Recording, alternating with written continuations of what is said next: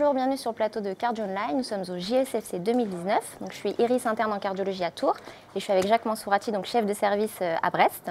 Voilà, donc nous allons parler aujourd'hui de télécardiologie. Voilà, est-ce que vous pouvez nous dire un petit peu les modalités pratiques de la télécardiologie?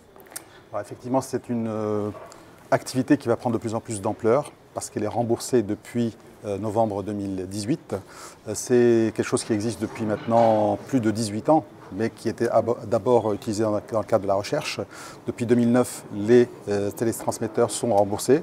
Et depuis 2018, l'acte de télésurveillance, en fait, il faut parler plutôt que de télécardiologie, ça n'est pas de la téléconsultation, de la téléexpertise, c'est de la télésurveillance. Et donc, cet acte est remboursé. Ce qui va nous permettre de suivre de près les patients qui ont des défibrillateurs et des stimulateurs, si on veut. Les stimulateurs à condition qu'ils soient en ALD. Pour les défibrillateurs, ça permet de suivre plusieurs éléments sur le plan technique, comment fonctionne l'appareil, le dispositif implantable et les sondes. Vous savez que quand une sonde se casse, il y a risque de choc inapproprié et ça peut être plusieurs chocs en même temps, un orage de choc mais pas un orage rythmique. On va suivre aussi les troubles du rythme du patient. On va suivre aussi des signes d'insuffisance cardiaque parce qu'on a de plus en plus de paramètres qui peuvent nous permettre de suivre le patient au niveau de l'insuffisance cardiaque. Alors effectivement, il faut toute une organisation dans les services qui implantent des défibrillateurs et qui souhaitent faire de la télésurveillance de dispositifs. Et alors soit il y a des plateformes qui proposent de l'aide et à ce moment-là on va voir avec les plateformes pour s'organiser, soit localement on fait une équipe d'infirmières avec délégation de tâches pour le suivi des dispositifs et on va pouvoir fonctionner ainsi. Alors ça va faire beaucoup de travail, donc il faut vraiment une très bonne organisation pour répondre rapidement au message.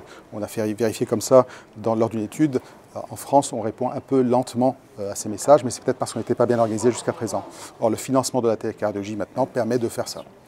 Donc effectivement, il y a plusieurs choses. Quand le patient est implanté d'un défibrillateur, dans mon service en tout cas, le patient, on lui propose systématiquement la télécardiologie ou la télésurveillance. Alors, il y en a qui refusent parce qu'ils ne veulent pas être dans les systèmes informatiques, mais c'est 1% des patients. La plupart acceptent parce que c'est une sécurité supplémentaire pour eux.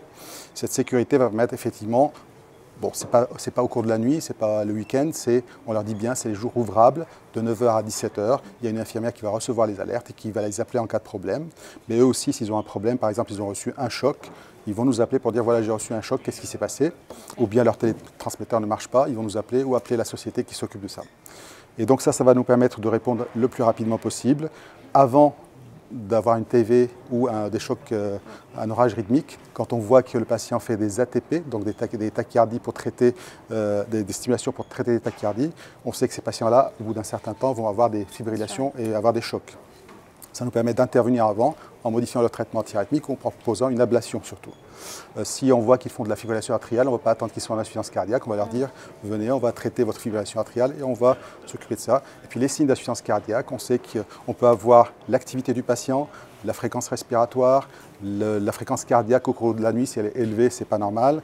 On a aussi des vibrations de premier bruit et de troisième bruit qui peuvent nous indiquer si le patient est en train de faire de l'insuffisance cardiaque. Et ça permet un mois d'avoir l'hospitalisation, un mois avant, de dire au patient attention, vous êtes en train de vous décompenser, donc il faut qu'on modifie votre traitement.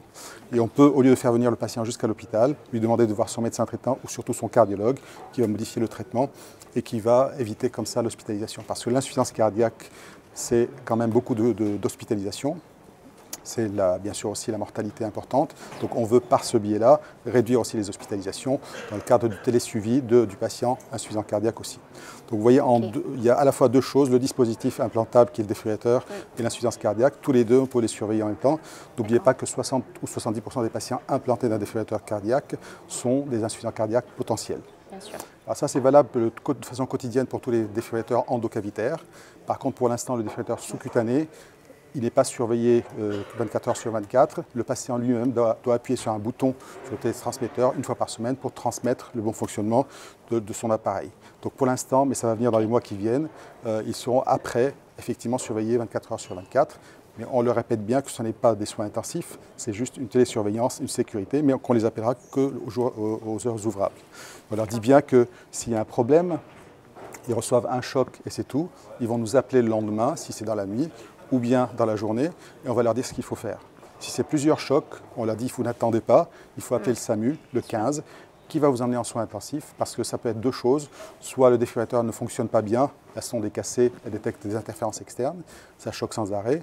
Soit c'est une tachycardie qui n'arrive pas à traiter et donc il faut la prendre en charge. C'est de l'orage rythmique à ce moment-là. Voilà. Merci beaucoup.